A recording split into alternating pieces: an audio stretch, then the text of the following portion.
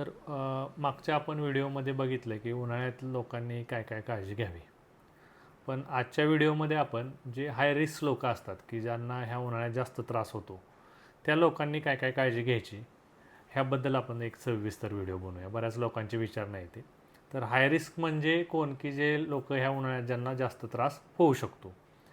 तर पहिलं आहे की लहान मुलं, दुसरे आहे की वयस्कर लोक, तिसरं आहे डायबिटीज, किडनी आणि कॅन्सरचे आजाराचे पेशंट, म्हणजे ज्यांना जुनाट आजार आहेत कोणते. मेनली डायबिटिक पेशंटला जास्त त्रास होतो आणि किडनीच्या पेशंटला जास्त त्रास होतो. तर पहिलं आहेत लहान मुलं. तर लहान मुलांमध्ये डिहायड्रेशन लवकर ओळखू येत नाही, त्रास काय होतो ते सांगता येत नाही. तर अशा पेशंटमध्ये थोडी छोटी छोटी लक्षणं आहेत जी लहान मुलांची लक्षात येणं, की मूल खात नाही आहे, उलट्या करते, लघवी पिवळ्या रंगाची होते, लघवी करताना त्रास देते, किंवा सारखं झोपून राहते, गुंगीत राहते. तर अशा मुलांना लवकरात लवकर डॉक्टरांचा सल्ला घेणं गरजेचं आहे. दुसरी गोष्ट की ह्या मुलांची काळजी काय घ्यायची, तर उन्हात जाऊन द्यायचं नाही, हलके कपडे घालायचे, अर्ध्या अर्ध्या तासाला अर्धा अर्धा एक एक ग्लास पाणी द्यायचं, लिंबू पाणी, नारळ पाणी, कलिंगड, काकडी असे थंडावा देणारे पदार्थ द्यायचे. दुसरी एक लहान मुलांमध्ये कॉमनली चूक आढळून येते की एकदम थंड फ्रीजमधलं पाणी दिलं जातं. मग काय होतं की बाहेर टेम्परेचर 40-42 आहे आणि फ्रीजमधलं पाणी 4-5 डिग्रीचं असतं. मग ते एकदम गेलं की कशाचं इन्फेक्शन होण्याची शक्यता असते किंवा सर्दी खोकला होण्याची शक्यता असते. तर अशा वेळी निदान पाणी मिक्स करून किंवा 25-30 डिग्रीचं पाणी पिलेलं चांगलं किंवा माठातलं पाणी पिलेलं चांगलं. थंड आईस्क्रीम, जास्त गोड पदार्थ दिले जातात. सध्याच्या आईस्क्रीममध्ये बऱ्यापैकी साखरेचं प्रमाण जास्त असतं, मग त्यामुळे आणखीन डिहायड्रेशन होतं. तर आईस्क्रीम वगैरे देताना त्याच्या क्वांटिटी क्वालिटीची काळजी घेणं गरजेचं आहे. शीतपेय, कोल्ड ड्रिंक्स भरपूर दिली जातात. ऊन लागतं आहे म्हणून आलं की कोल्ड ड्रिंक्स दिली जातात. तर कोल्ड ड्रिंक्समध्ये साखरेचं प्रमाण जास्त असतं आणि त्यामुळे पण लहान मुलं आजारी पडण्याची शक्यता असते. तर ही लहान मुलांची काळजी घेणं गरजेचं असते. दुसरं बऱ्यापैकी सेम वयोवृद्ध लोकात असते. वयोवृद्ध लोकांची स्किनमधनं डिहायड्रेशन लवकर होतं आणि मग अशा लोकांना चक्कर, उलटी, मळमळ, डोकेदुखी, तर हा त्रास होऊ शकतो.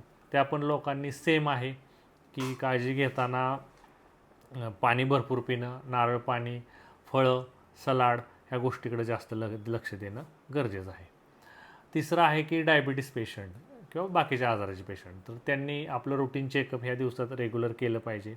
जो काय त्रास असतो त्यात शुगरच्या पेशंटला शुगर कमी जास्त होणं हा त्रास कॉमनली होतो आणि शुगर कमी जास्त झाली की महत्त्वाचं उलट्या, चक्कर किंवा जुलाब होणं अशा तक्रारी होतात. तर अशा पेशंटनी परत एकदा पाणी, ओ आर एसमध्ये पण तुम्ही बघू शकता की शुगर लो असलेलं किंवा शुगर नसलेलं ओ आर एस मिळतं, ते घेणं, ते पिणं, लिंबू पाणी पिणं, नारळ पाणी पिताना पण थोडीशी काळजी घ्यावी शुगरच्या पेशंटनी. त्यांच्या शुगरचे लेवल तपासून किंवा लेवलच्या नुसार डॉक्टरांच्या सल्ल्यानं नारळ पाणी घ्यावं. पण लिंबू पाणी, पाणी आणि ओ आर एस जे कमी शुगर असलेलं ह्याचं सेवन करावं. आणि दुसरी काय काळजी की आपल्या रेग्युलर चेकअप घ्यायच्या. आणखीन काही ठराविक प्रश्न होते की मागच्या व्हिडिओनुसार आले होते की बाबा ए सीचा वापर. तर बरीच लोकं काय करतात, उन्हातनं जाऊन आलं की लोमध्ये ए सी म्हणजे 16-17 टेम्परेचर ठेवतात किंवा किंवा किंवा कंटिन्यू 16 टेम्परेचर ठेवलं जातं. तर हे परत शरीराला घातक असते, कारण बाहेर 40 टेम्परेचर आहे, तुम्ही डायरेक्ट 16मध्ये आला की शरीराला ते थर्मो रेग्युलेशनमध्ये प्रॉब्लेम येतो आणि परत मग डोकेदुखी बाकीचा त्रास सुरू होतो. तर साधारणतः ए सीतनं उन्हातनं बाहेर आलेल्या आधी साध्या तुमच्या रूममध्ये बसा, जिथे ए सी चालू करू नका लगेच. एक थोडं सेटल व्हा.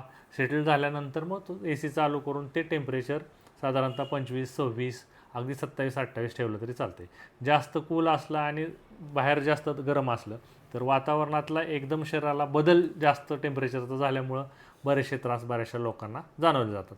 सेम कंडिशन गाडीमध्ये होते की फोर व्हीलरमध्ये बाहेर उन्हातनं जाऊन परत गाडीत बसला की एकदम लो टेम्परेचरला हाय स्पीडनं ठेवलं की परत डोकेदुखी किंवा बाकीचा त्रास होऊ शकतो. तर ही पण काळजी घेणं गरजेचं आहे आणि थंड पदार्थ घेताना पण काळजी घेणं गरजेचं आहे. आणि कोल्ड्रिंक शक्यतो टाळा.